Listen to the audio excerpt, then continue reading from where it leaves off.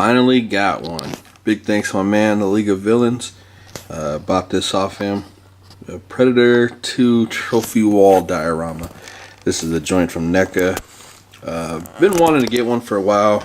I never find them in stores.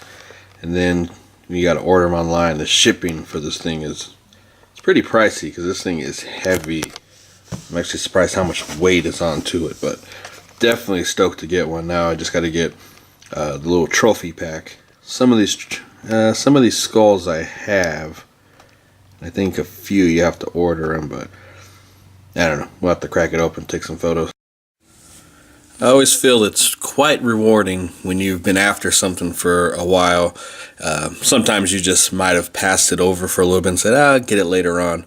But to finally have it, it's a nice feeling to have. I mean, this piece is very, very nice. You are limited to really what you can do with it. It's just made as a display piece, really. But you can take photos with it. It's got a nice, almost like a working desk you can utilize. It only came with this giant alien skull thing.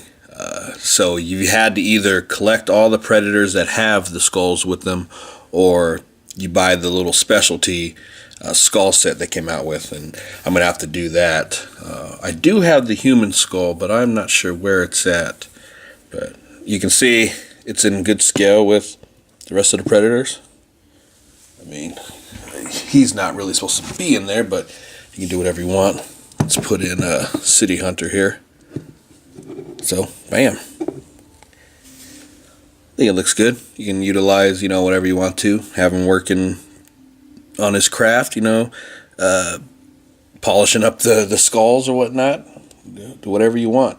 This piece is mighty heavy. It is sturdy. It's not going to fall or anything like that, but if it so happens to, it's gonna be devastating because this thing is heavy.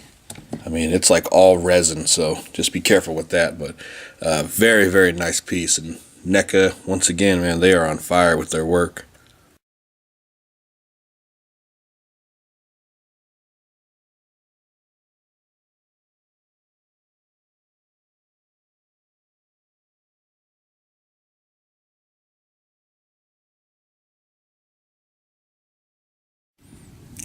Oh, we finally have 17. It's taken a while, but that's how this line goes. When they show something, it'll take about a year or so for it to get here.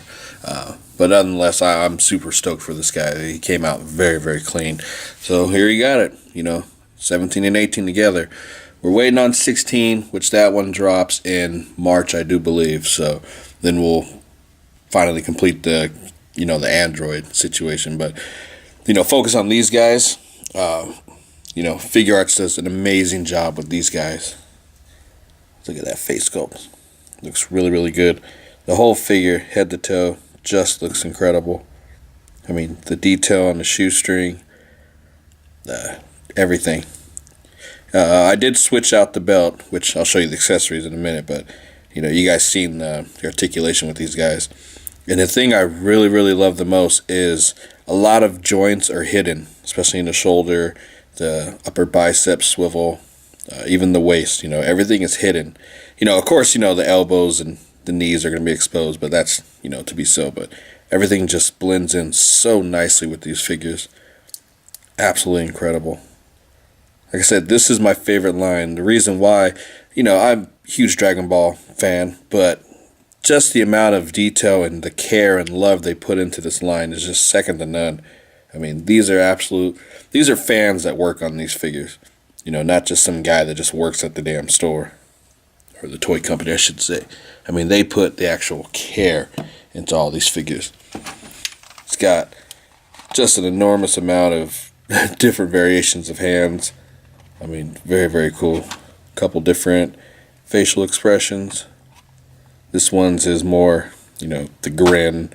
This one more, he's got a smile on his face. Of course, he's got the bandana that kind of flows, or the scarf, whatever you call it. The real improvement on these figures is, especially this one, this is the first of its kind. It's got the shoulder, where they, the peg in, right here, they got little ball joints right there, so that pegs into the shoulder, instead of where it's like this one, it would be right at the upper bicep. That's where you'd peg it out, so you don't have to necessarily take the risk of popping off the peg. So this is the first of its kind, which I absolutely love this.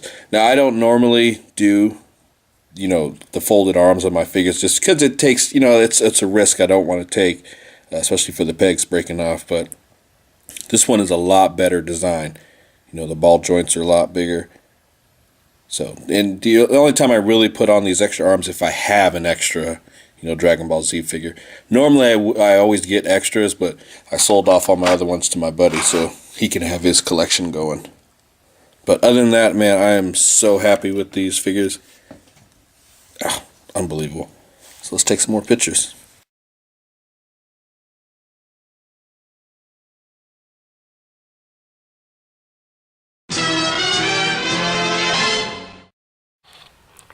Now, I'm a little bit behind on my comics, but I did get a few things for this week. Predator #1. Now, I do have the start of, say, like Prometheus, and I got all the other ones in this line.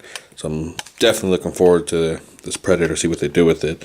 The Alien vs. Predator comic, I picked it up, I think it was a couple weeks ago, and I don't know where the story is going. So I'm hoping that all these tie in together decently so I can tell what the hell's going on with this story.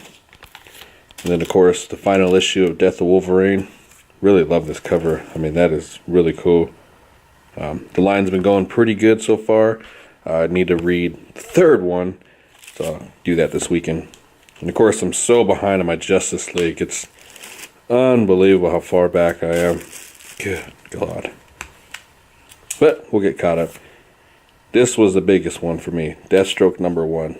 Like I said, I haven't read any of these comics yet, so have to do that all this weekend. But this cover is amazing. Definitely looking forward to this story. And of course, got some Marvel stuff. I know #2 is out, so I gotta pick this. I gotta get #2 real fast. So that's the comic line for this week. Add another Stormtrooper to the list. So I found this at Walmart. The bad thing about it was that it looks like they opened another case, and the problem with that is now you have so many peg warmers, and it doesn't look like they're even moving. Because I've been to this Walmart a few times now, and like I said, it hasn't even moved, besides the troopers.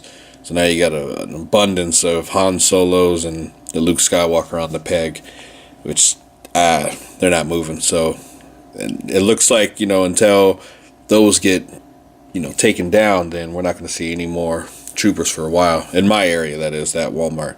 So that's the only downside about this. I think that case has a Stormtrooper and a Clone Trooper, which, of course, those are gone. Luckily enough, this one was still there. So now I got, what is it, I'm up to 4 Stormtroopers. I'm trading one off, so then I have 3. So still at the same spot. Alright guys, just want to talk for a minute now. We've all pretty much as collectors heard the story, what's going on. The mother in Florida has gotten Toys R Us to pull all the Breaking Bad figures off their shelf.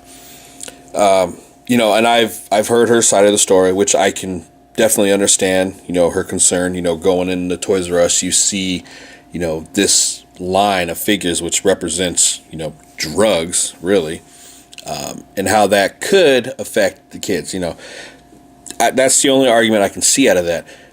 My problem is not with her and her concerns, because everybody is going to have some concern with figures here and there. But the problem, it could lead to other lines. If any little thing comes up, it could be, mass hysteria. Because this lady, she only had, I think it was like 9,000 who signed a petition at the last time I seen, but the number has gone up. Like I said, the problem I have is with Toys R Us, how fast they bent over and did not even hesitate to pull these. So just imagine if that trickles over to other lines. I'm not saying it will, but there's a potential it could. What happens to the next person? Oh, I don't like, there's swords in that, this and that. This represents, whatever, that's besides the point. But that could become a problem here and there. Now, of course, these figures aren't great. I mean, I bought it just for the money back. That's the only thing I got it for. But other than that, these figures are crap. Like I said, my only concern if that reaches over to other lines. So hopefully it won't. But, and I think there's another petition going on to save, the toys. And that's, I think, the only reason why, a lot of people sign it, because like these figures, it even says on the box, ages 15 and up. This represents the adult collector. Now, when you go into Toys R Us, there's a whole other section of figures. These aren't even near like all the kiddie stuff. Especially how mine is designed. All the younger kid stuff is way on the other side of the store. And maybe they're gonna have to put in some kind of sign that says adult collectibles over here. That way the kids stay out of that area. I don't know. Maybe they'll do it like how they did, with the adult films in those movie stores. Put the curtain over there. It's an adult collectible area. I don't know. But I think it's kind of unfair that this would happen for the adult collectors, because, like I said, these aren't even near the kid area. And these even say on the box ages 15 and up. So, like I said, it's totally unfair to the adult collectors. So I'm hoping this doesn't become a trend to where we see our stuff, get pushed out, because what's going to happen is it's going to go to only, say, online and then comic stores. And you know how much they can jack up the price. So hoping it doesn't go that far.